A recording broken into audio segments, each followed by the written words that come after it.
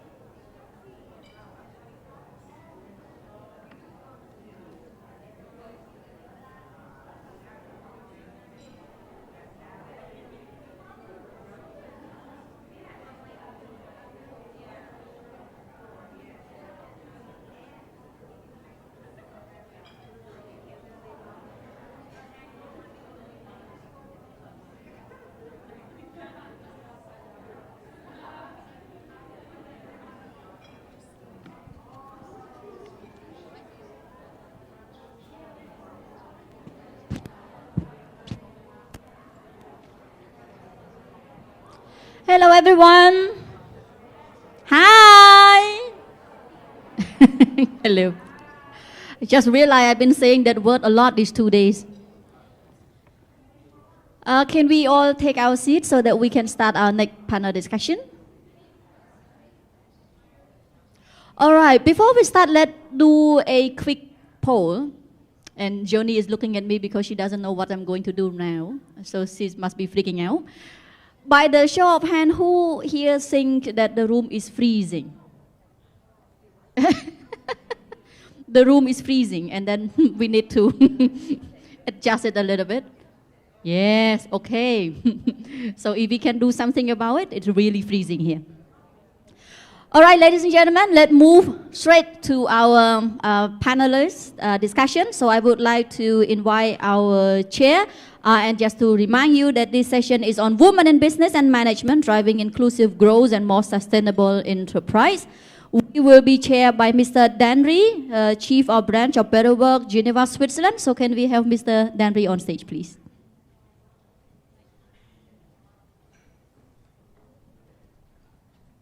Allow me to just introduce briefly. Mr. Danry is the Director of Better Work, a flagship program of International Labour Organization, jointly managed by International Financial Corporation, which is a member of the World Bank Group.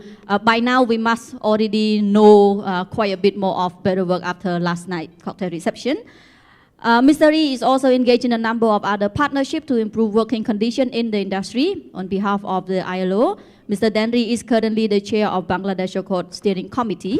And he will be chairing our panelists. So I would like to invite our panelists on stage, please. Ms. Deborah Franz, Director of ILO Bureau for Employer Activity.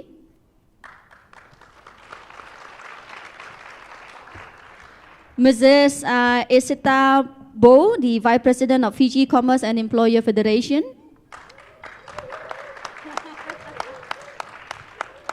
You have a bigger fan here. And Ms. Farida Akhtar, the Women's Secretary, Bangladesh Free Trade Union Congress, Bangladesh. Last but not least, Ms. Patricia Yon, the Chairwoman of Asian Women Entrepreneurs Network.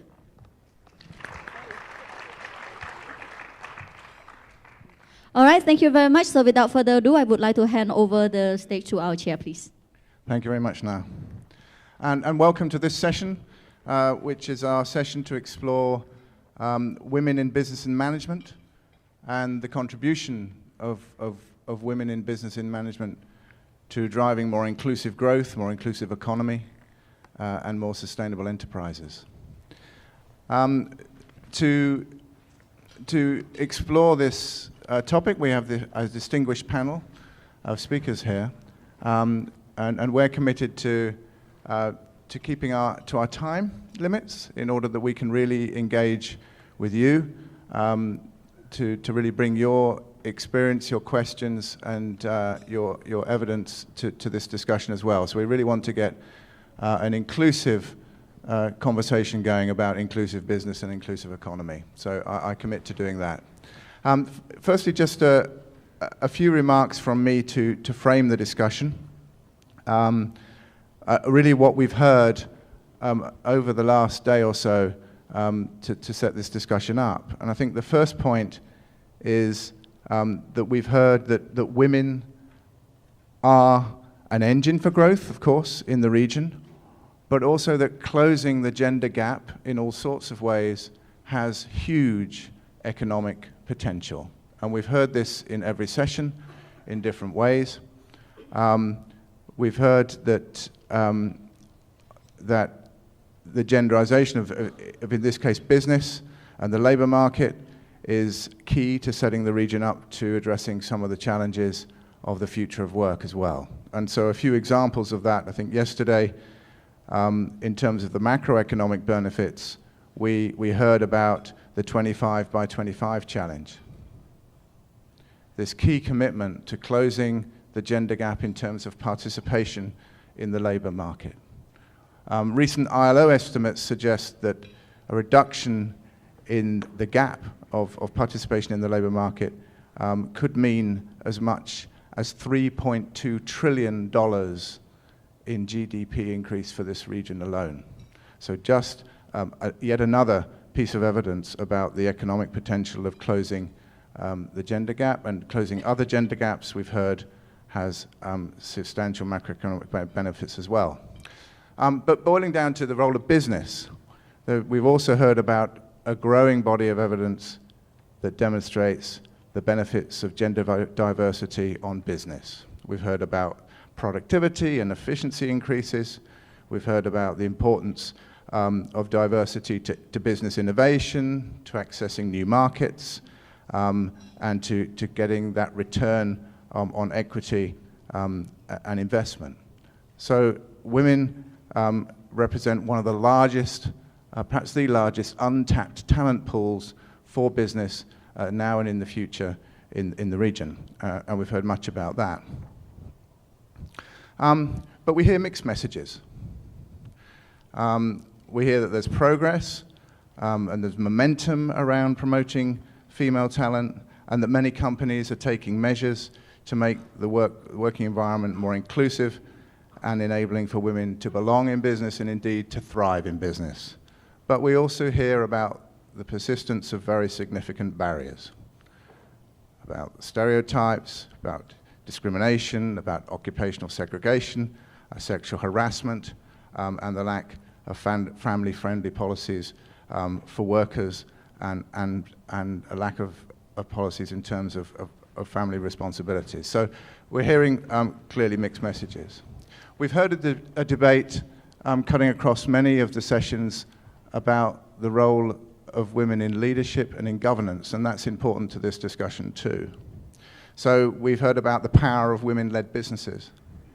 Women-led businesses make up about 30% of all businesses, and while there are many successful women entrepreneurs, and there are examples of those, the majority of women-led businesses are found, of course, in small micro-enterprises, in the informal sector, in low entry, low exit, and low yield markets. So again, mixed evidence, mixed messages in terms of progress. We've heard about the importance of unlocking the potential of women-led businesses in terms of its contribution to a just transition towards environmentally sustainable economies. And the ILO's Women Entrepreneurship Development Program has identified that women entrepreneurs are often particularly motivated and effective at protecting the environment and promoting green business opportunities. And we heard yesterday in the leadership session that if more women could start and grow sustainable businesses, more quality jobs would be available for women, because we heard that women tend to hire in more gender-balanced terms. So again, strong economic arguments, the strong case for women in business, women in management, on which we'd all agree. But as I say, we hear mixed messages, and I think key questions that we need to begin to address is really, how fast is that pace of change for more inclusion? What do we really know about that?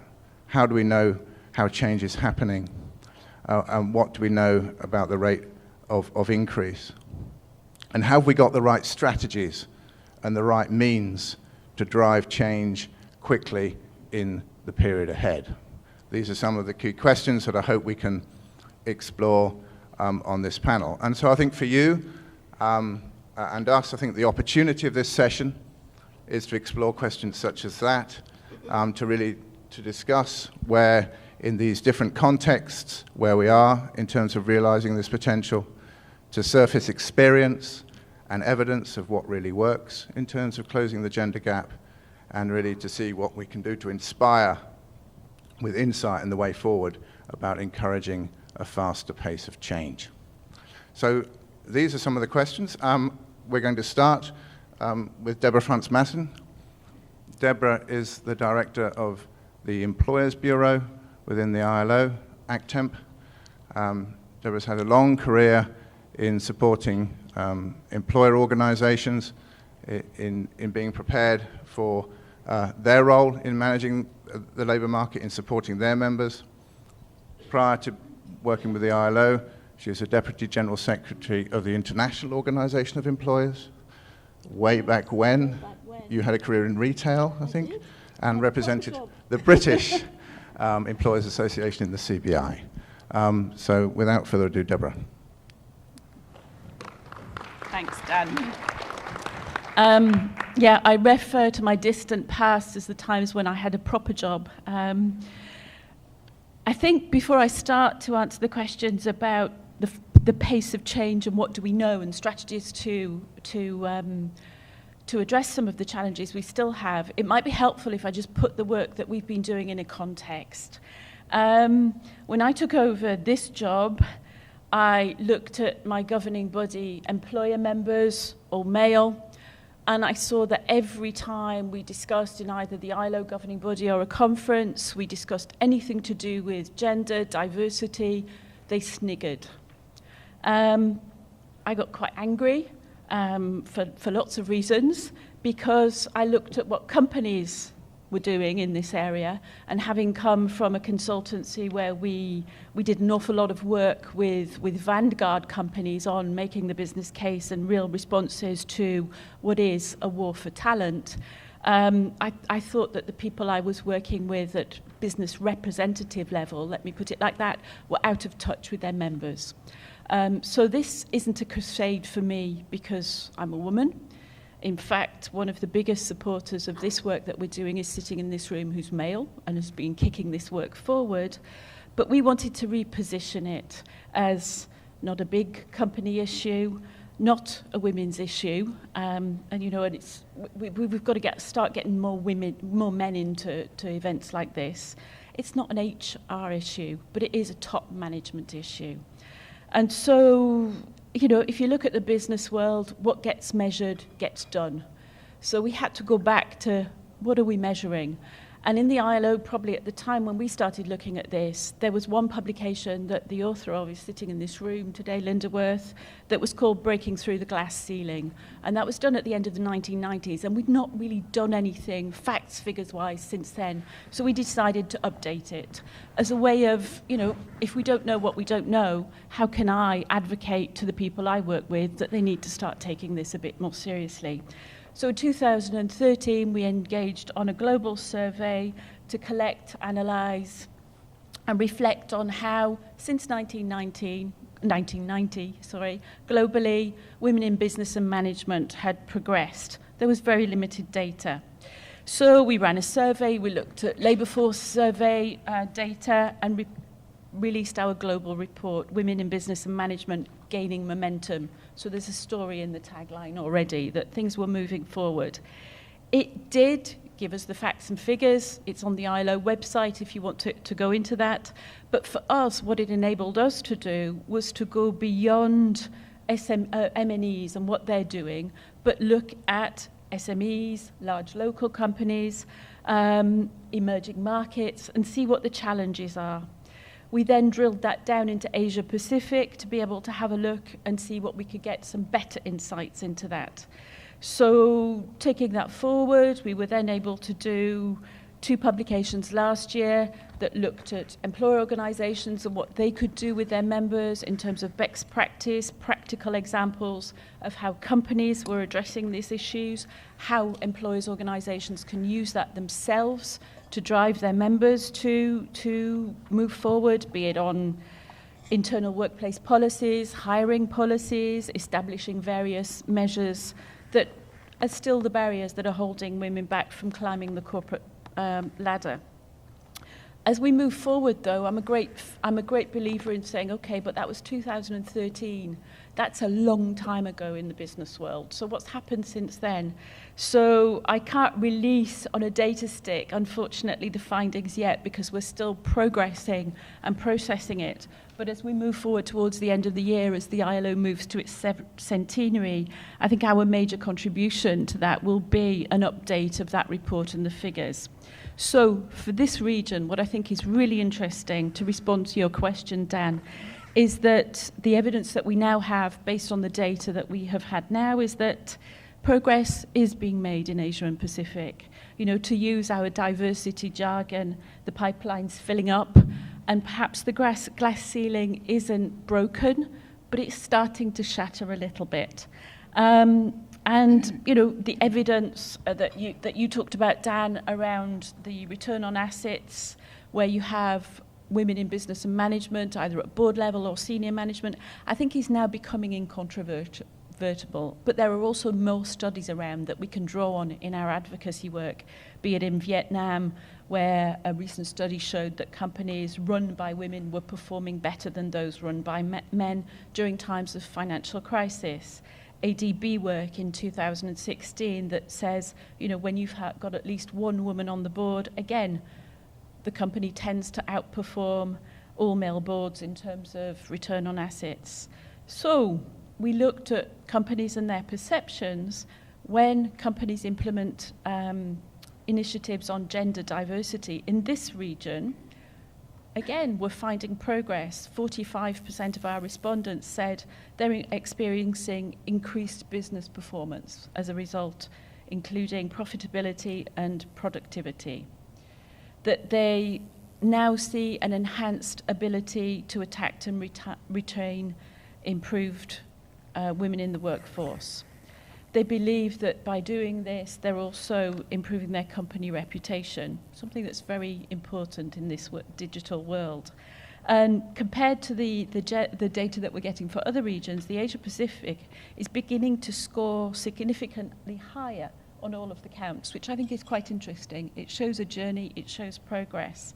You know, just to give you some facts and figures, the percentage of women managers over time, Iran has moved up almost 45 percentage points between 2009 to 2016. Thailand, 35 percentage points between 2011 to 2016. Sri Lanka, 33 percentage points between 2009 to 2014. The share of, you know, the problem was not so much people at a high level, but this what we call the sticky floor. But it's also true in this region, the percentage of female middle and senior managers has also increased over half in a number of countries since 2013, Australia, Cambodia, Indonesia, Sri Lanka and Thailand. That's the good news. We're also finding that people's perceptions in the workplace are changing, and I think that's good. However, it tells us that the pipeline is being built, one of the great worries of our 2013 survey. However, we also see that the 3 main barriers still remain, and I think they're on the slide behind us. Despite that progress, human resources management systems, people's perceptions, if you survey women managers, women themselves, but also male human resources managers, the three key barriers seem to be, and I think Aisling mentioned these yesterday, the gender equality measures that we take in recruitment, retention and promotion, executive training for women, and flexible working hours, and I think we'd put childcare facilities under that. So, then I've got the 2-minute flashing at me, so I'll hurry up. So a great amount of work still to be done in those nuts and bolts HR strategies and approaches, I think. Where also we see that process still needs to be made, and I think you were picking this up yesterday through speakers, that still an awful lot business and business representative organisations working in isolation is only one part of the story. And I think companies and employers can do all they can within their sphere of influence to improve, to take this on board and to make change. But it becomes much more of a wider societal and cultural norms issue too. It's no point an employer permitting childcare and putting in place facilities for work-family balance if the perception of society is still, why are you going out to work? Why do you want to do that? So it's also business and its organisations not only making the business case, but making the societal case. I'll leave it at that for now, because I think we need from the colleagues and we'll come back. Okay.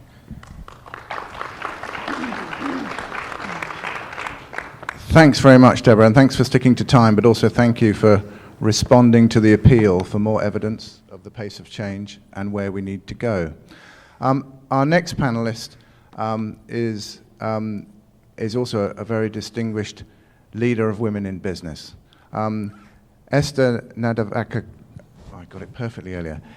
I'm going to try again. Esther Nader Kotobuki, perfect, is the Vice President of the Fiji Commerce and Employers Federation, which is the peak employers organization in Fiji. And she's also the current chairperson of the Women Entrepreneurs and Business Council and has been since its inception in 2013. She's also the vice chair of the governance board for the Fiji Women's Rights Movement. She's a banker and has been employed by Westpac Banking Corporation now for more than 20 years and currently holds the position of the senior management for microfinance and women's markets. Esther. Thank you, Dan, and a very good morning to you all. Yes, it's still morning. We haven't reached the midday yet. I have a rule when I speak. I don't like people dozing off when I talk. Otherwise, I'll have to fine you. You're not going to have lunch if I see you dozing off. But nevertheless, we have heard a lot. I have to retweak my speech after the session yesterday, as I don't want to talk about stats because we are fully aware of what the stats is all about. There's publications out there talking about stats. So I thought I'd rechange it so that I can gain your interest rather than repeating what was said yesterday. So a lot have been said from various speakers yesterday on their personal stories, a few alarming stats that were quoted yesterday, and also a few positive stats, and the challenges that still remain a concern today. So I'd like to take this opportunity to thank ILO, the Australian government, and other partners in organizing this event, bringing all of us together here to deliberate on ideas and solutions. We don't want to talk about problems and challenges. We just have to identify them, but more so on solutions today. And hopefully that was the result yesterday, on how together we can make a difference in this century and beyond. I would also like to remind all of us today not to be disheartened by the numbers and the stats that we've heard, that we've seen, as I firmly believe that change will take time to materialize. I understand that some of you have made a call to make this urgent. You want the change now. We all want the change now. But let's not forget that there are some factors still in existence today that will delay this change. And I'm talking mostly in the context of our Pacific Islanders. We have factors like our tradition. We have factors like the culture. It was stated by the speaker yesterday. We have factors factors like attitude and behavior of stakeholders. We have the factor of the legislation, the policy, and so forth. You can list a lot of factors that has delayed this change. So we have lobbied enough, I believe, and influenced some of these factors to change. And I'd like to congratulate you all. And let's not give up, as the change is definitely happening right now. As we always say in Fiji, it's happening slowly but surely. Women are known to have a sixth sense. I'm sure that the women in this room will agree to it. No disrespect to the men folks, the brave men that are here today, but I believe that the women have the sixth sense, and that we are capable, and it was mentioned in the last session, we are capable to multitask. Starting in the home front, you can be cooking, you can be answering the phone, you can be doing your daughter's homework. That's multitasking. And with that, we bring it to the workforce as well. So just a little bit of about myself. My 9-to-5 job is a senior manager for Westpac, a commercial bank in Fiji. And I'm responsible for microfinance. We are mandated by the Reserve Bank of Fiji to have a unit called microfinance. So the bank really can't get rid of me. They can't get rid of my unit as well. And I also look after women's markets, the financial inclusion in Fiji, and also the everywhere banking. Only a woman can do that. I'm not sure whether a man can manage those portfolios that I've just mentioned. And in addition to that, I wear a number of hats in the community that's been stated by Dan. Last November, I led a team of 3 hardworking mothers, including myself, to receive the Westpac CEO Awards in Sydney on a one single team division, competing with the bigger boys, like from Australia and New Zealand. So to me, thank you. So to me, that is a testimony to the work that our team has provided to the Fiji community. Now, going back to the context of the topic of discussion, in Fiji, last year we took another census, and the population of a little below 1 million. I'm not sure why Fiji don't like the figure 1 million. So in 2017, the census still remained a little below 1 million. So to be exact, 884,887 to be specific. But it is an increase of 5.7% since the last count in 2007. So 2007, 2017, just an increase of 5.7. So I wonder what's happening to us. Anyway, I need to tell you all the makeup of Fiji, or the Fiji group. We have 2 major islands. The reason why I'm talking about this makeup and all this, you'll understand the challenges that I'm going to share with you later on. So the makeup of Fiji, we have 2 major islands and 300 islands scattered all over Fiji waters. And that means it's a challenge to reach these islands due to the infrastructure. So for instance, if we want to visit someone or go and teach a group of women in an island, it can take us a 1-week trip or 2 weeks. Even though we have boats that's going once a week or once every fortnight, the plane goes once a week. So just to go and, from a private sector, it's costly to send someone just for one financial literacy session for 1 week. So that is a challenge that we have, and that is a bit of a problem.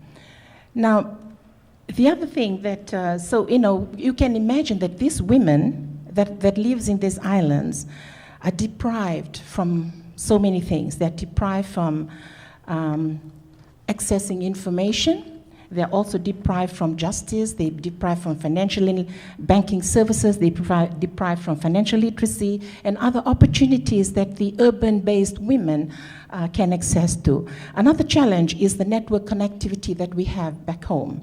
So we cannot even reach them through internet access as well. So these are problems. Now, what is our solution? Like I promised that we're not going to talk about challenges or problem. What is our solution? Well, the solution is easy. It's a costly affair for us, especially the private sector. But it's a journey to be reckoned with, which makes us more resilient to what may come. So what we do as one of the solutions as a private sector and employees association, we connect with the government departments, because they already have existing infrastructure, they already have the logistic, they already have structures. So what we do, we just partner with them to 1, reduce the cost, 2, to lessen the time that we visit, and 3, we increase the reach to our women that live in the rural areas. Now, according to the last census, women make up an estimated 49% of Fiji's total population. Oh my gosh, I've got more to go. She's showing me 2 minutes. And, and yet Fiji remains underdocumented and undervalued. Since Fiji is a multi-ethnic nation, efforts to facilitate women's empowerment need to focus on consolidating gender solidarities to bridge the intragender cleavages like the ethnic and the class that divides and weakens solidarity and unity among the Fijian women. I'll probably skip some of the things. Now, in Fiji, we also have the National Gender Policy that was launched in 2014, and the activities are underway. I assure you all that the activities are underway to fulfill its overall goal, and that is to promote gender equity, equality, and social justice and sustainable development. I'll quickly touch on the 5 areas or activities that we, as the Employers Association, are currently engaged in order to lift the game, to have these women in management and women business entrepreneurs, owners. We'd like to connect women with like-minded women. That's one thing that we do. And we do this very well. We do it through events such as a networking event over a cocktail, a lunch and learn session, and even just a learning session. As we realize, the reason why we're doing this, we realize that women in Fiji, especially and in the Pacific Islands, they need to be nurtured, they need to be cared for, and have a role model to look up to. So this is one of the solutions if we want women to grow, whether in management position or women entrepreneurs, especially in the Pacific, where women's voice always be suppressed when we used to grow up. So of course, when you are a woman, when you're an adult, you still have that, because you're suppressed, you cannot talk in front of others. So they have lost that self-confidence. So we're trying to get that self-confidence back. The other thing we do, which is the second one, empower women in Fiji through the financial education programs. Now, in the last census, it also revealed that a total of 392,000 have bank accounts, out of which 56.8% are female. This is a plus for us, because prior to this, we did a demand survey. It showed that less than 50% women have bank accounts. So it's a milestone, which means things are happening back home. Like I said, slowly but surely.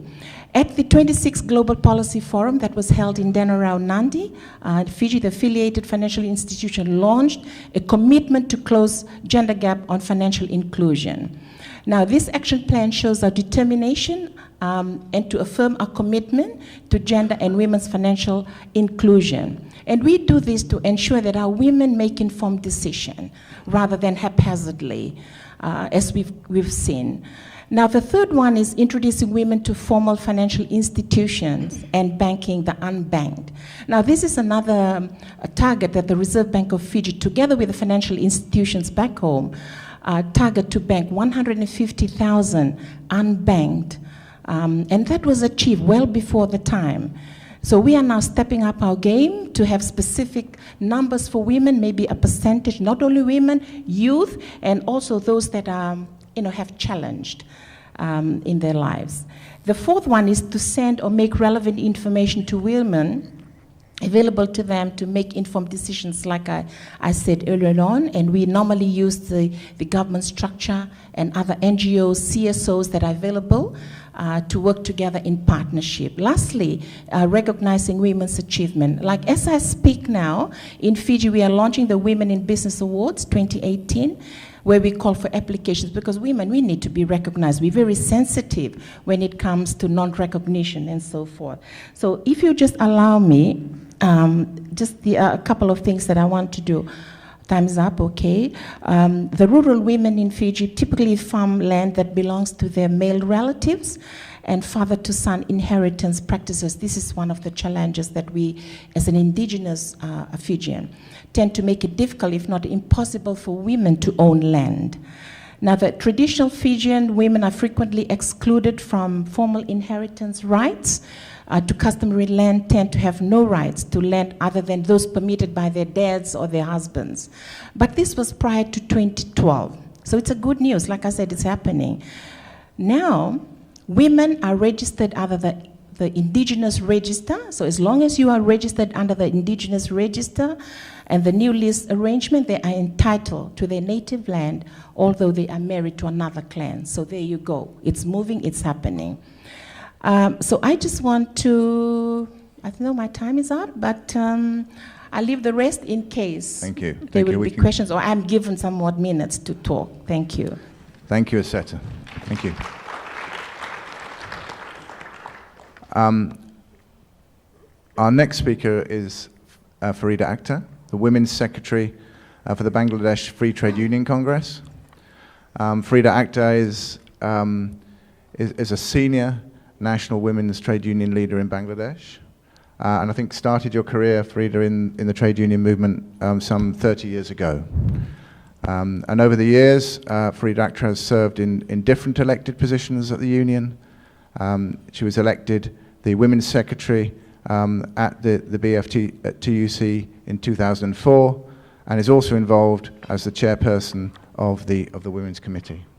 And I think it's also appropriate to say that Farida is a freedom fighter, a women's freedom fighter. Yeah. She has national, state-level recognition and honor for her outstanding contribution during the Liberation War and in defending the right of women workers in Bangladesh, particularly in the ready-made garment sector. Farida. Thank you. Thank you, Dr. Denris. I am Farida Akhtar, Women's Secretary of Bangladesh Free Trade Union Congress. And I am freedom fighter in 1971 during the liberation movement of Bangladesh and Pakistan. At that time, I was the soldier of Bangladesh who fought against Pakistan military force when I was only 19 years old. Our vision was success for achieving the country of Bangladesh. After liberation movement, we the people, mainly women, are suffering all the odd situation with big financial crisis. So we the women from Bangladesh can face all challenging situation of country to survive ourselves. Within very soon, better work will be increased. Good afternoon, ladies and gentlemen, and all the participants. Welcome in this discussion.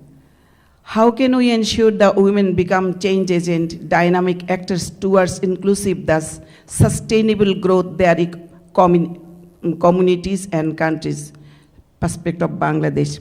I want to begin the discussion with quote from Hillary Clinton: "Women are the largest untapped reservoir of talent in the world."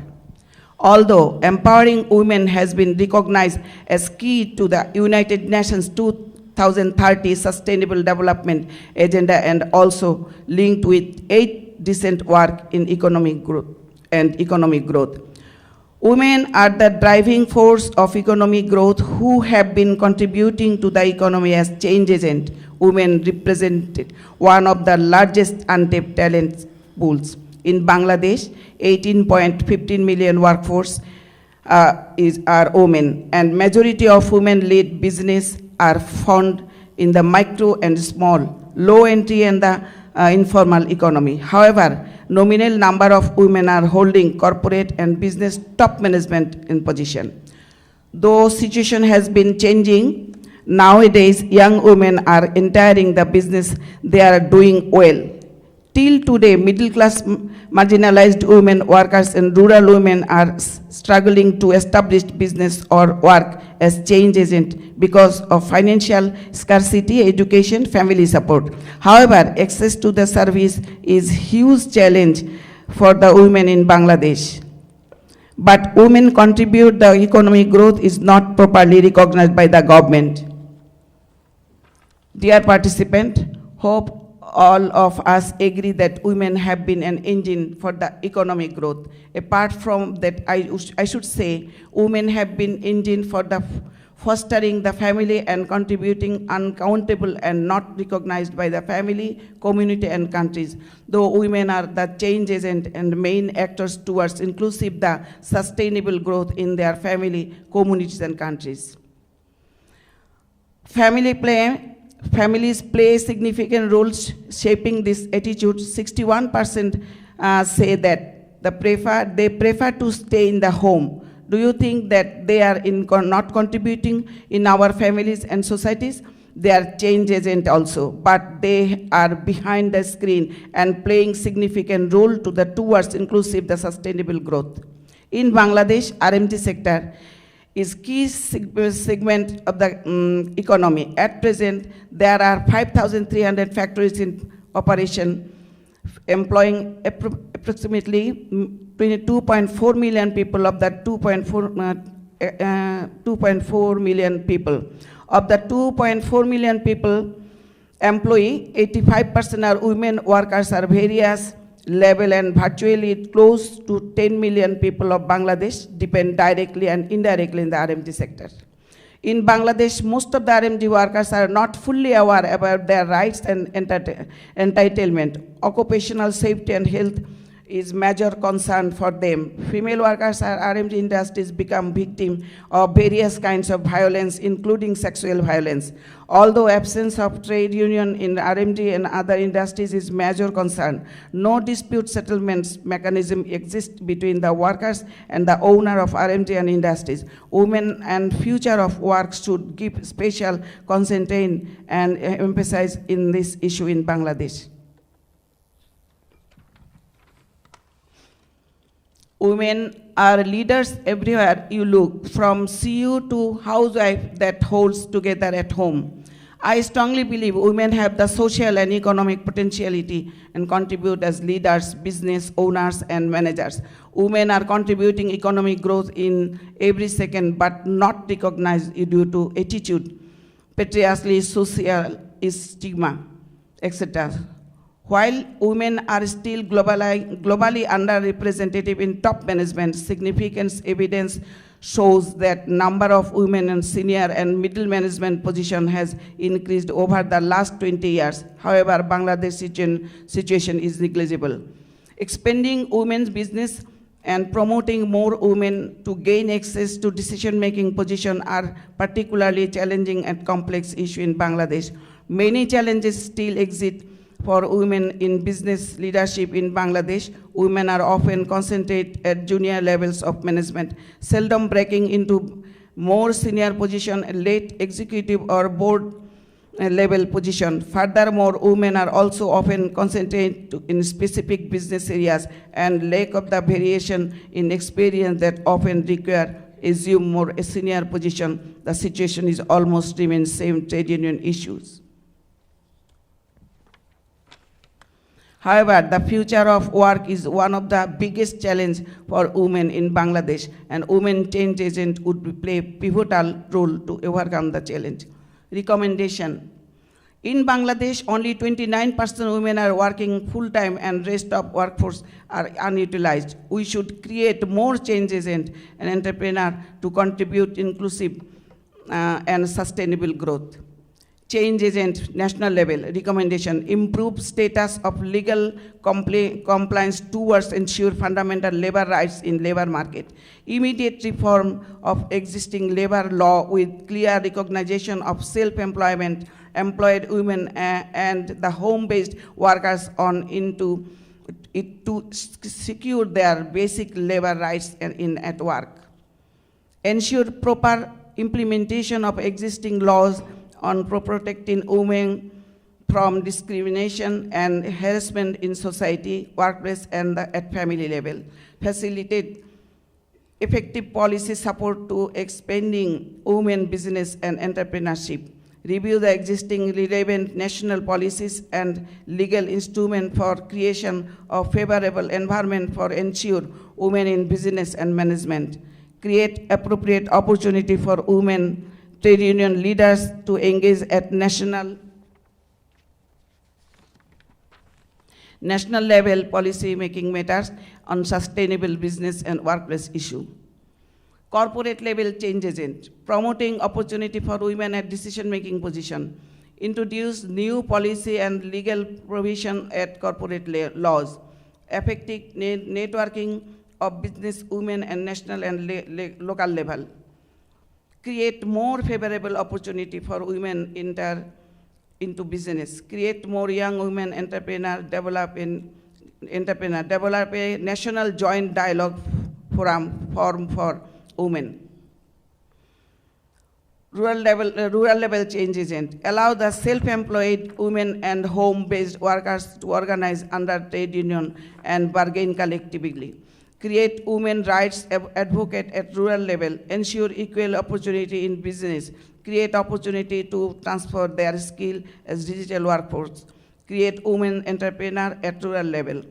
In conclusion, I must say without ensure basic labor rights at workplace, it would be impossible to achieve the set goals for inclusive growth, sustainable enterprise and national level and in the future world of work. Thank you very much.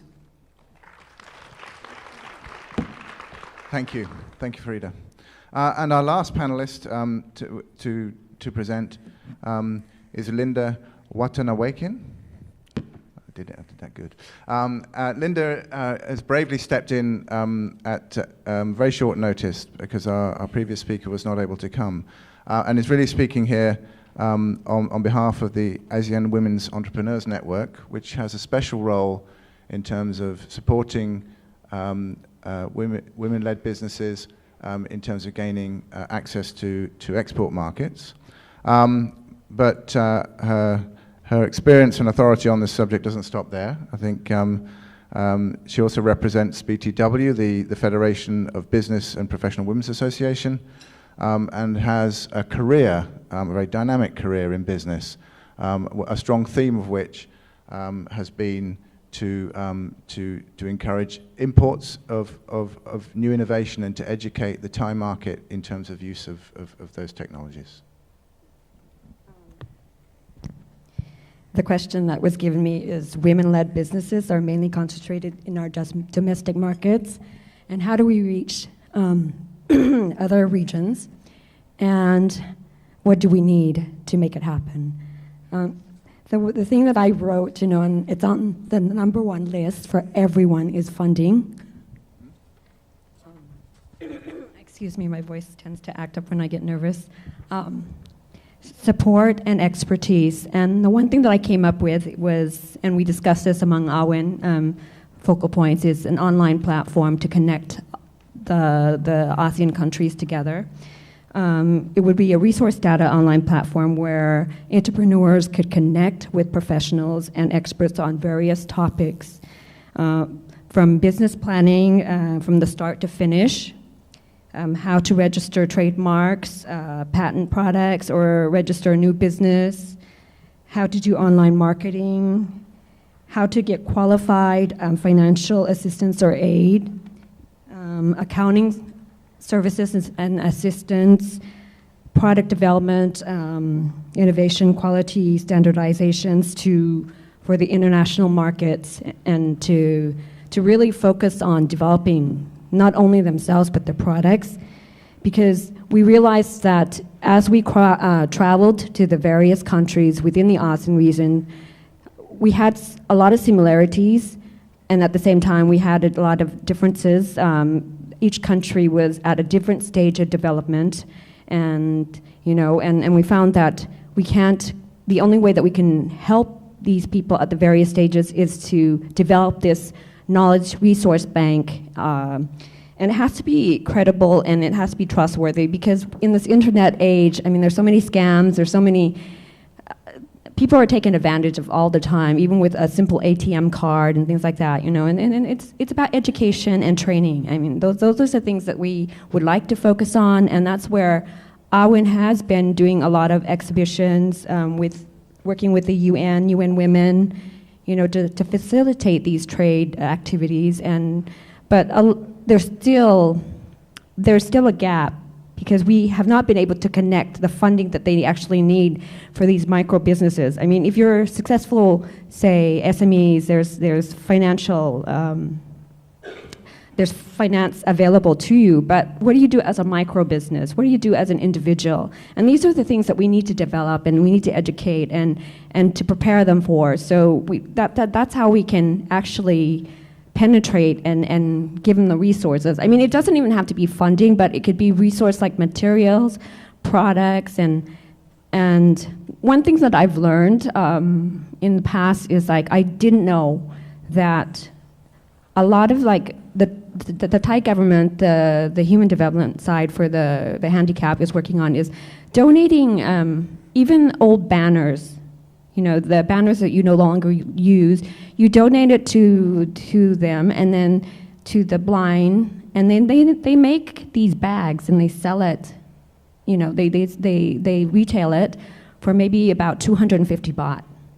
But it's just simple things that we throw out, simple material, and then even scrap materials. They're building special coin purses and things like that. You know, so those are the things that I wanted to tap on. It's just that AWIN is here, but still we need a lot of support on that end, on developing the online platform and by connecting expertise. And we wanted to have this online presence so that even you as a expert, you can donate your time, donate your knowledge, donate your professional expertise to these women to create additional income for those in need. Thank you.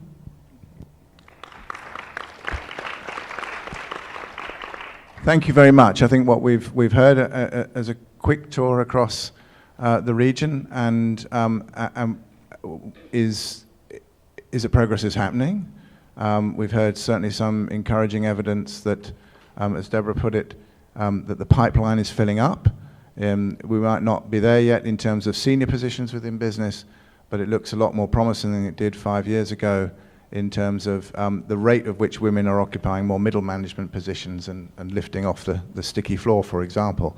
We've heard of the need to press forward on the financial inclusion aspects and the challenges there, but more connectivity between business associations and governments and civil society to make that happen, for example, in the Fijian context. And we've heard in Bangladesh the kind of broad range of policy measures that are needed to enable women to participate more fully in business, be it at home or where their preferences are, and the need for stronger protection for women in the existing workforce. And of course, we've heard some of the measures, ideas and innovation that are needed to really connect micro businesses, small business with more markets. So those are some of the issues. I think we have well over half an hour left to really engage now in a conversation in terms of your questions or the comments that you'd like to make. So do use Slido, but let's start with a round of questions from the floor. Hello, I'm Farzana Chaudhary, Managing Director and CEO, Green Delta Insurance Bangladesh, and also Executive Board Member of the Employers Federation of Bangladesh. I have a question to Ms. Sita. That was a very inspired speech that you've given regarding the model that you have mentioned, that 4 things you have established for women, like decision-making process, and also you have made the unbanked women into the banking channel. So have you thought about like replicating this kind of the model in other countries? Like in Bangladesh, we are progressing, and we have an SDG goals for 2030, and we have a national policy for women, and a lot of initiatives have been taken. But everything is happening in silo. So can we do something in that level? And another question to Ms. Linda. That was a very insightful information that you've mentioned regarding the products for women in online. Like I've mentioned yesterday regarding the online value-added services and a women comprehensive insurance package and an app that we have created, and for that I've been recognized in the UN in 2016 as an SDG pioneer. So how we can kind of collaborate, together, and then can strengthen the online system and to reach the women, and also giving them a one-stop service platform where all her needs can be fulfilled, and that she can say whenever she has this app or these needs fulfilled, she feels that she's empowered. Thank you very much. Thank you. Great panel. Jane Hodges from the Australian Initiative Investing in Women. I'm very interested in the gender dimensions of trade, and one of our panelists, Linda, kindly pointed out that export readiness is a great empowerment for women-run businesses. Would any of the other panelists like to share with us what they think about the free trade agreement situation, perhaps even some of the TPP feeling at the moment, and what that might mean for women-led businesses?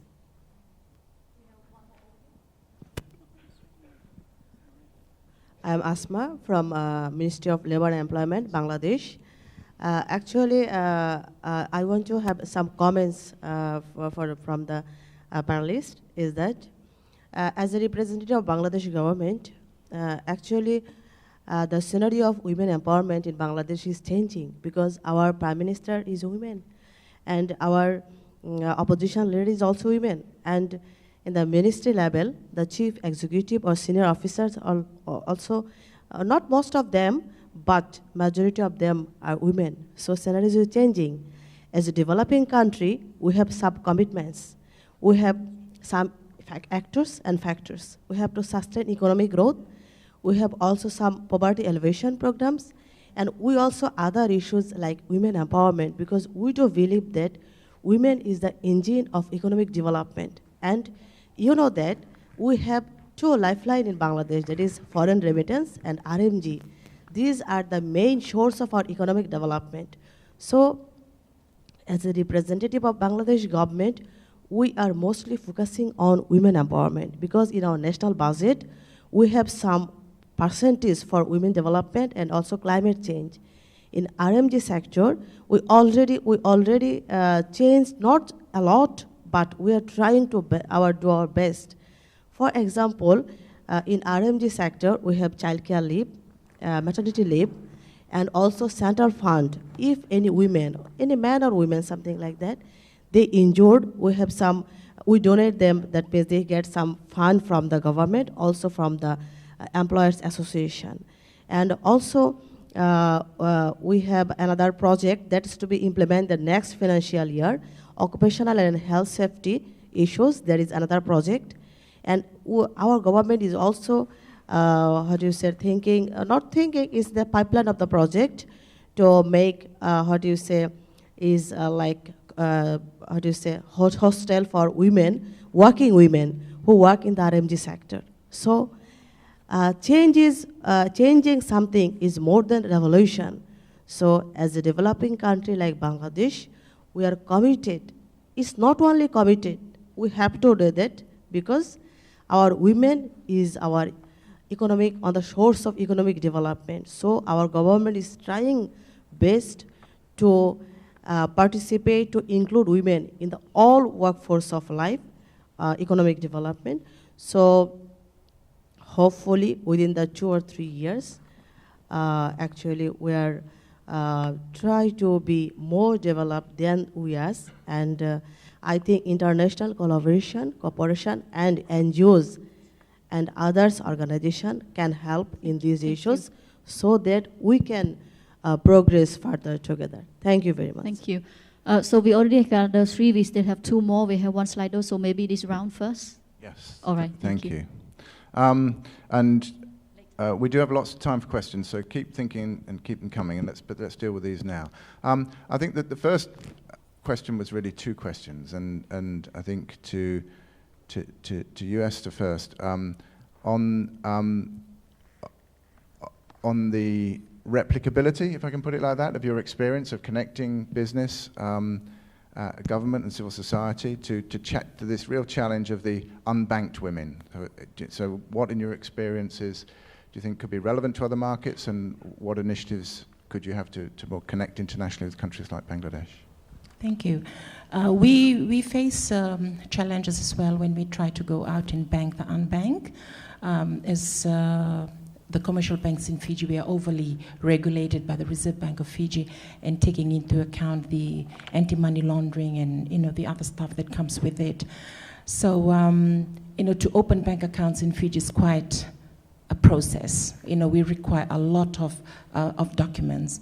And imagine if women live out in the rural areas, they don't have access to these documents, so it makes it harder for us to go out there and open accounts for them. But what we do, we partner with our stakeholders like the Fiji Revenue Custom, because they issue the TIN, which is the tax identification number, because it's mandatory to open accounts.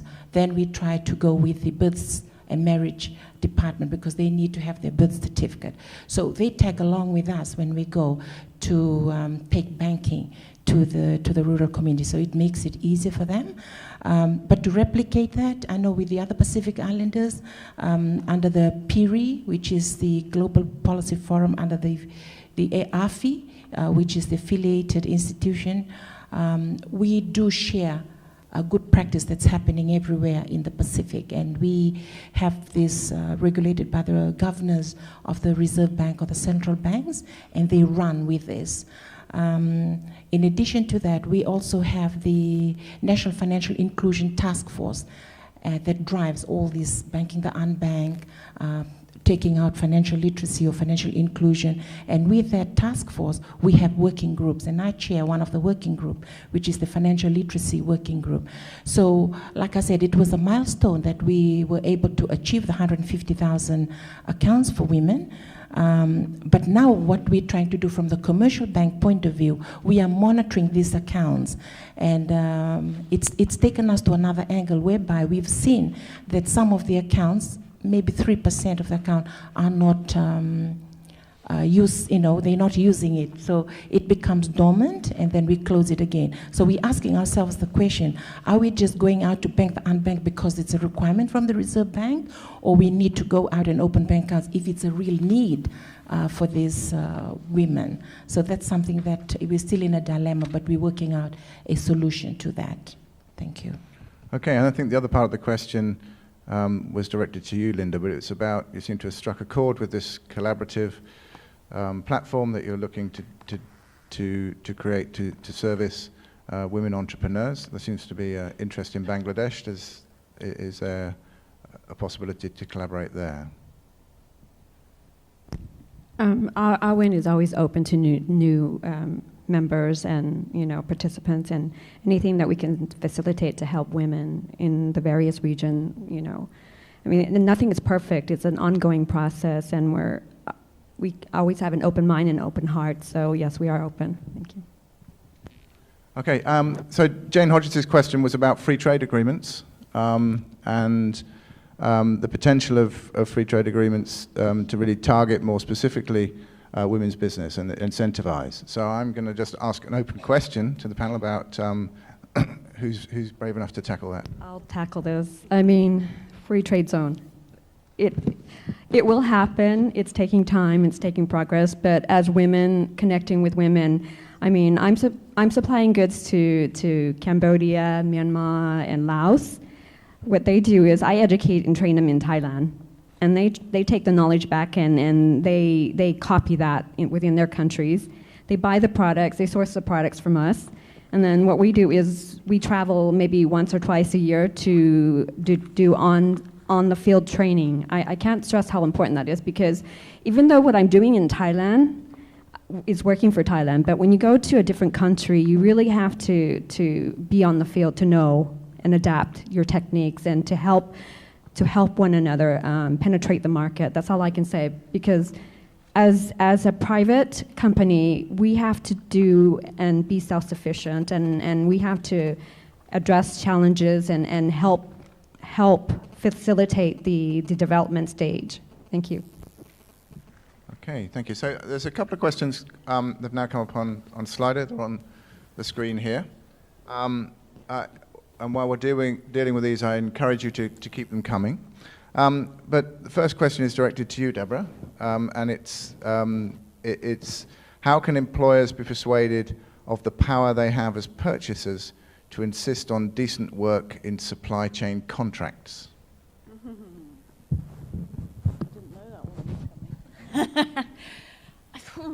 That's a difficult one, isn't it? I don't think you should divorce the issue of supply chain contracts from any other contracts, quite frankly. The issue is of leadership. The issue is employers let me take this back one sec before I get myself tied up. Sorry. I think the perception of the role of business has changed fundamentally over the last 20 years. And whether you can argue there's a strict legal business representativity or responsibility for certain things that are happening down a supply chain, that doesn't cut that much mustard in public opinion anymore. So companies are having to become more and more aware of their own brand reputation and know what's going on down the supply chain. And I think a number of companies are making incredible strides to work with their suppliers to see transparency, to see what is happening in working conditions down the supply chains. And we've got all sorts of initiatives, including in the ILO, and Better Work is one such collaborative way of growing the benefits of what potentially can come from supply chain arrangements. I think where the issue and the problem rises is what isn't measurable. Sometimes supply chains are not just vertical supply chains where we can go from top to bottom and it's visible what's happening where. There's sometimes, like a colleague of mine described it once, as a spaghetti bowl, and you're not quite sure where one and one ends. And that's where I think individual responsibility of employers is perhaps a less useful tool to use than collaborative, either industry-wide initiatives or even ILO-wide initiatives that look at working conditions in the country as a whole. Sometimes I think in the ILO we've become very focused on supply chains, and I'm not saying that's a bad thing at any stretch of the imagination, but what we've forgotten sometimes is there are also just as many problems in companies who are not part of the supply chain, and how do we work to leverage company behaviour not only in supply chain companies but also in the national economy as a whole, and work with governments on compliance of national law and leverage everybody within their own responsibility. Great, thank you. As you can tell, that's not an uncontroversial question within ILO's politics of member states. I'd add, just from my own perspective of working on behalf of the Office on Supply Chain Issues, that maybe just a couple of points. And I think over the last few years, in working very closely in this region, I've certainly seen the growth of interest in international business, and based in places like Hong Kong, Japan, Korea, China, in this subject of what is their responsibility for those working in supply chains, and what should they do. So I think the momentum is clearly growing. In other regions of the world, Europe, United States, we're beginning to see voluntary initiatives and soft law being hardened into hard law. And we're seeing obligations on reporting. In my own country, the Modern Slavery Act is one example. There are equivalents in the US. I know that that's a very active debate in Australia at the moment about that. So I think certainly the momentum is growing. And I suppose if business doesn't, then there is a compulsion that is certainly coming in to the region. Now, there's another question on Slido, which I'm going to open up to everybody, and it's really, I think, an appeal to get practical. What can employers or business organizations do to really specifically press the debate forward? So I think, Deborah, you opened up the discussion recalling your early experience of employers' organizations really being far behind perhaps some of their leading members, if I can put it like that. So fast forward to now, if I can start with you, what should employers' organizations really push the envelope? Yeah. Esther has a real-world experience, so I'm sure she'll come back on that, so I won't give her as an example. I think the key word is leadership.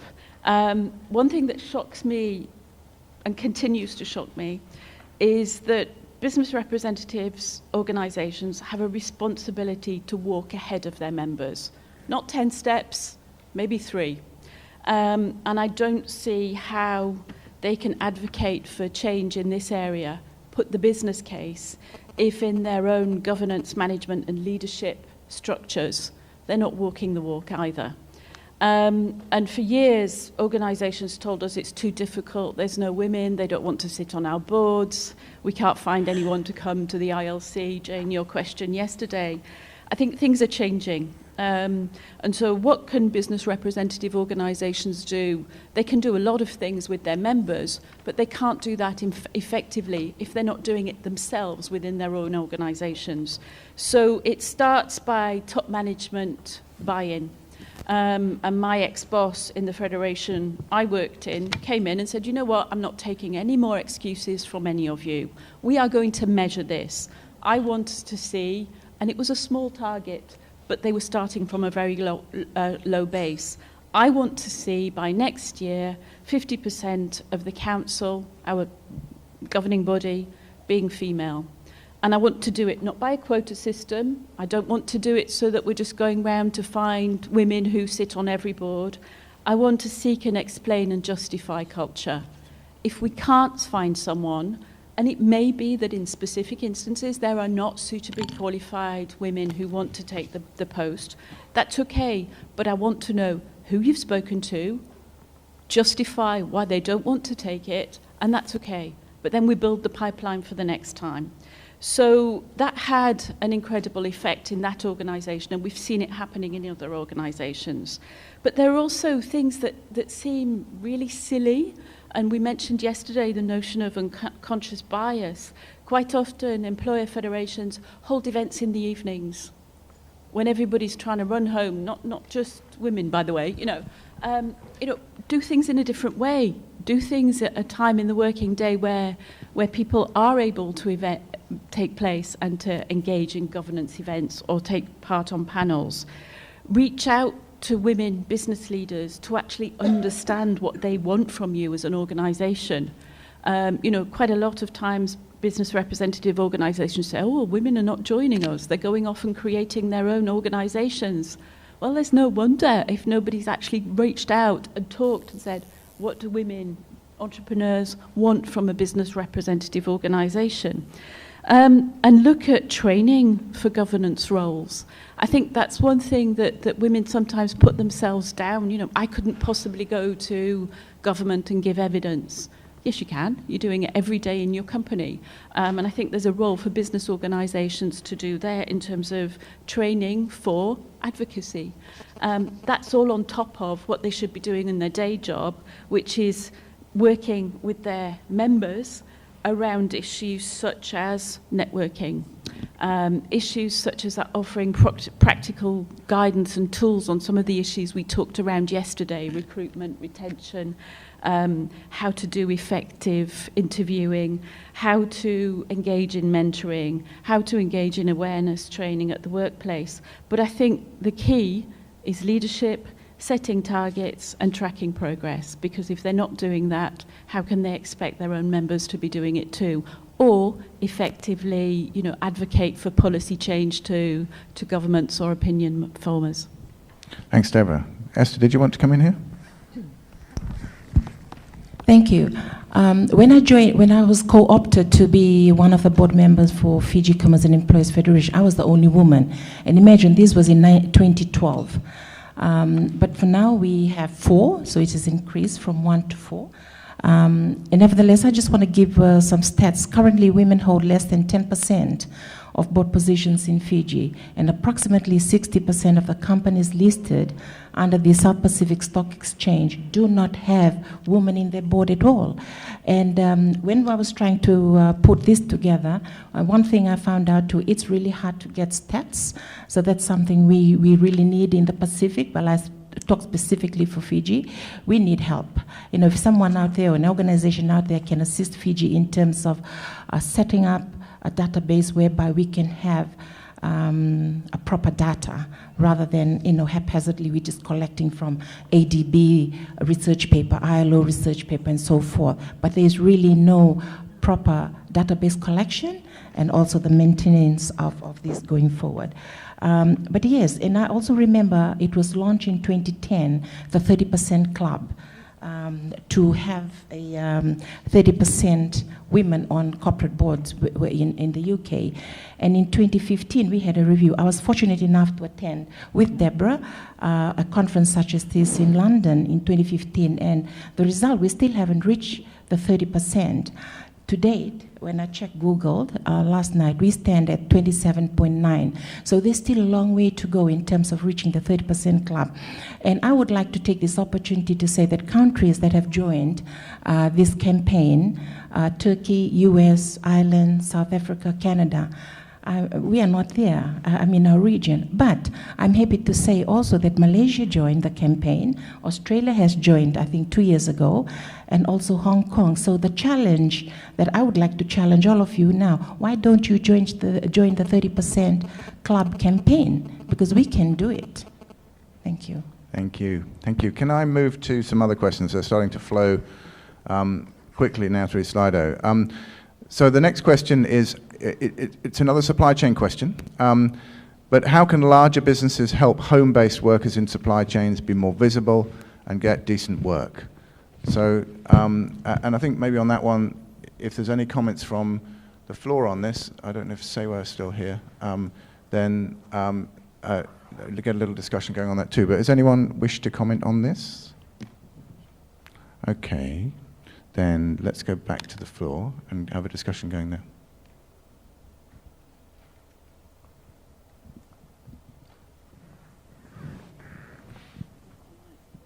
Do we have a mic?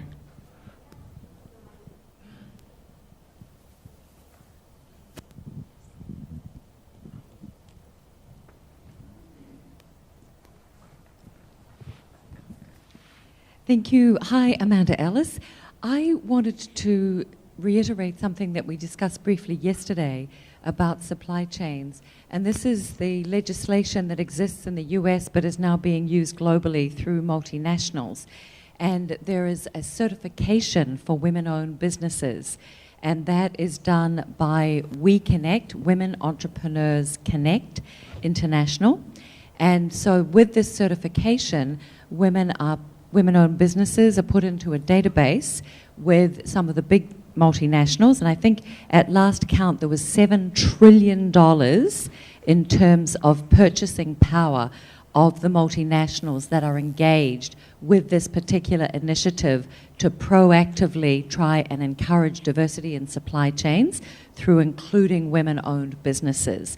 So I think that's something, if your small business is not already a member or your employers association is not already associated, I would urge you to sign up. The certification is online, and there's also an inspected certification that comes to ensure that it truly is a woman-owned business, 50% plus. The second point that I wanted to make was, this is a question, when you come to your next round, how is it that the ILO is working across the UN system? We've seen a lot of activity from the UN Global Compact in recent years with the Women's Entrepreneur Principles, the WEPs, and a number of businesses are signing up to those to actually prove that they are doing the right thing by women, not only home-based workers in their supply chains, but also by women workers. So that seems to me another opportunity to be promoting that standard of the UN WEP. So just a question for perhaps our ILO expert, how that might be working across the UN system. Thank you. Okay, if I may, I'll put that one in the queue just to deal with some of the questions coming through from the Slido. So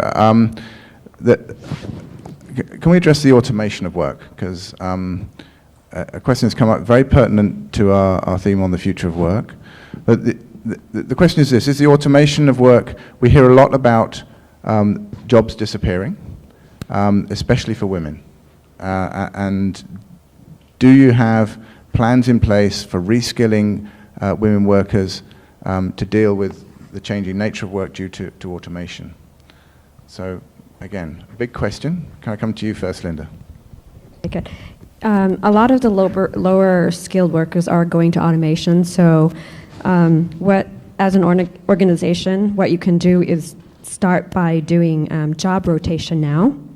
I mean, it's kind of hard, like where we We think that mentorship really works, but just by rotating jobs, rotating people in different departments, having people rotate on an annual basis, it opens them up to develop other skills, because most workers or employees are uncomfortable doing the same thing day in, day out, and they don't think about anything else.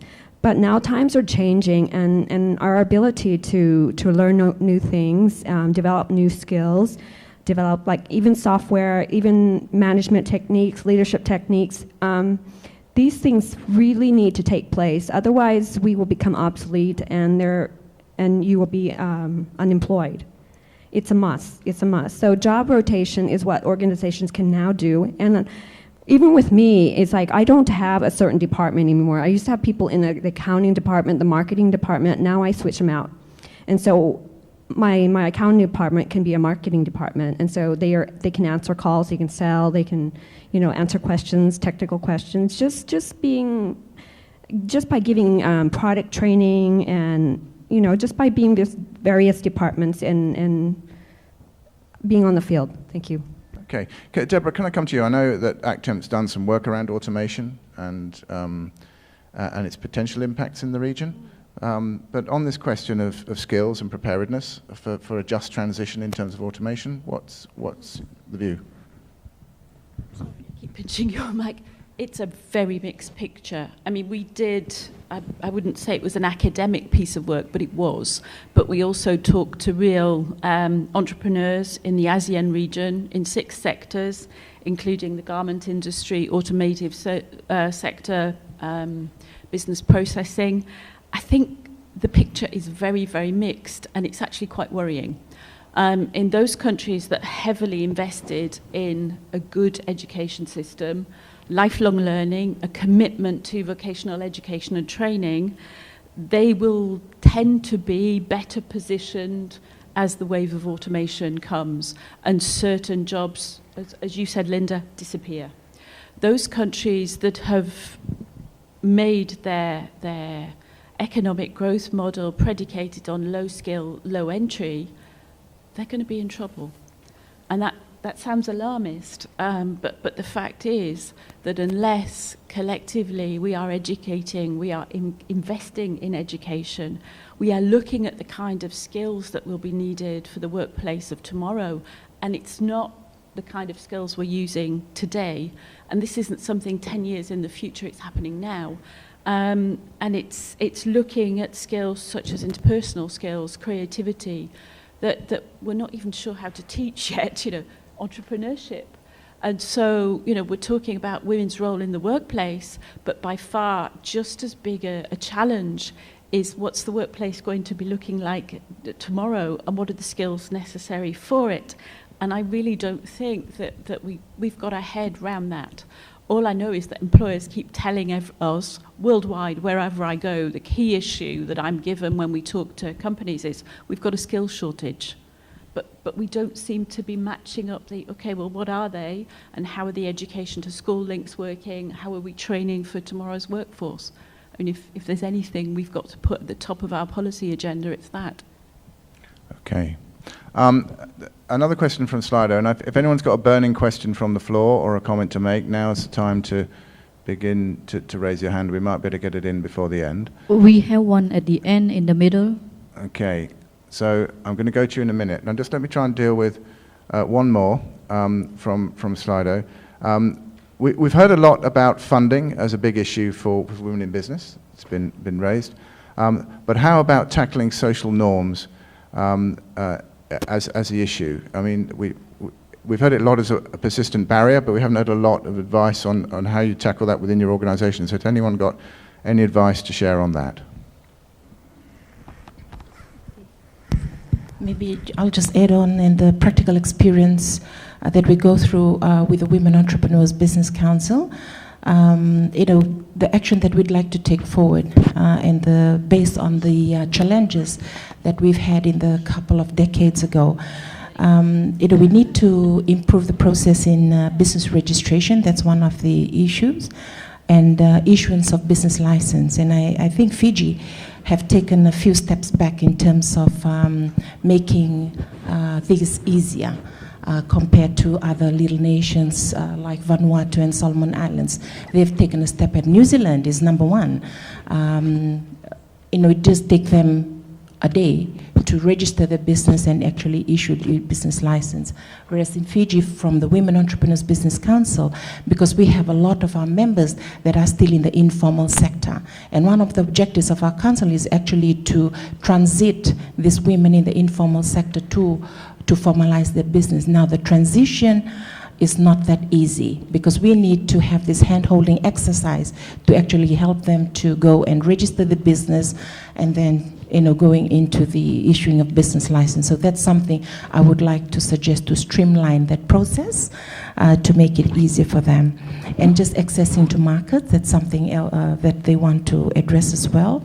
So we need to have some sort of friendly legislation that will assist our women, or tax incentive for women in business, especially if they are sole entrepreneurs or even partners. We need to have some sort of tax incentive to encourage them to remain in business, because there are a good number of businesses that started up and 2 years later they are no longer there. So we also, something that we're also training our women to ensure that they have some sort of succession planning, which is similar to what you said, job rotation. So they are multi-skilled in order to take the business forward. Thank you. Okay, thank you. So let's try and squeeze another two more in from the floor. I'm still holding the question. I'll come back to you, Deborah, on the WEP principles. But I think there were some hands going up, some questions. Yeah. There's one at the back. Good afternoon. My name is Ruchika. I just want to quickly just say one comment and then I can proceed to my question, is regarding the conversation on automation and the challenge for the jobs of not tomorrow but today. I think one thing, if we're going to be putting it on our policy agenda, would be to consider this as an opportunity for rescaling and redefining Sorry, could you hold the microphone a little bit closer to your mouth? Please? Sorry. I'm saying that I'd like to repeat that and say that I think if we're going to be defining the agenda, redefining this as a pressing policy agenda, one thing to consider is that to maybe look at it as an opportunity to redefining what traditionally male and female occupations look like. And so just to give one example that ties to the previous panel as well, is that we know that care work is going to be relatively more difficult to automate. Does that mean that we can start skilling men and women in education as well as like vocational training programs to take advantage of that? And similarly, redefine what it means by skilling men and women in jobs that have traditionally not been their domain. My question relates more to sorry, thank you. My question relates more to the paper that I've presented on the impact of diversity on firm performance. Increasingly, and this is a difficult question, increasingly as women are increasing their participation in executive and management positions, the affirmative actions that we've all been talking about today are coming under fire as well, because a lot of times men feel that this might be coming at their expense. And it's perceived unfair in some sense, and mistakenly so, but it is perceived in this way, and therefore leading to increasingly a diversity backlash, which we're witnessing in cases like that just came up in Google and Uber, and this is a difficult this is a difficult situation to be in, because we do need allies in the workforce to take our cause forward. So how do we make sure that while we're instituting more programs to increase diversity, that we navigate this backlash and avoid counterintuitive effects of such proactive policies? Thank you. Okay, thank you. So mindful that we're running short of time, I just asked the panel just to briefly comment on this issue of diversity backlash. If you have comments, maybe Deborah, you could also throw in a one-liner on the WEP principles before we move to close. So please, final comments from the panel. I'll go quickly. That was a difficult question, but a very relevant one. And I think from a business perspective, the only way to go at it is back to this leadership issue. The more companies can show that this isn't about gender, this is not a segmented business issue looking at vulnerable sectors of the population, it's about the business case. But also at the same time, when they are making decisions in how they recruit and retain, overall, how do I put this, competence is seen as the determining factor. And that all of the actions that are being taken in a company, be it on recruitment procedures, be it about enabling and widening how, we get more female candidates in this instance to the starting line, isn't special treatment, because at the end of the day, the decisions will be taken on competence. And I think that's the only way around we can go for it. Otherwise, the backlash is there. But change is also difficult, isn't it? And I think, sometimes when you feel disappointed, you tend to look at an issue and blame it on some other reason, hence the need for proper processes in companies when they're looking at this issue. On the web, I'll have to get back to Linda, because I know the International Organization of Employers is heavily involved in that. It's not something we have been involved in, but I can touch base with her afterwards, if I may. Okay.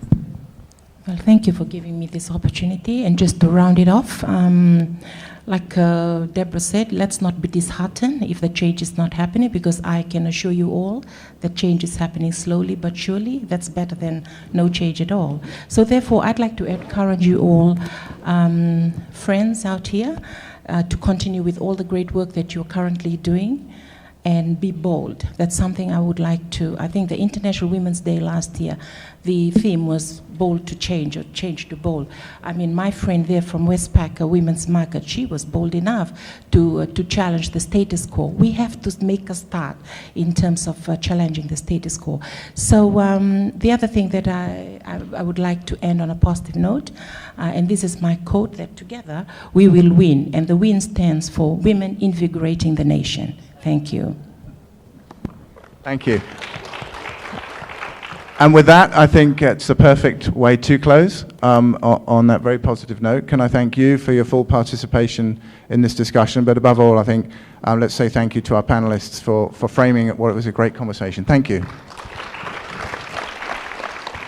Thank you very much. And before you go off, can we take a group photo here, please?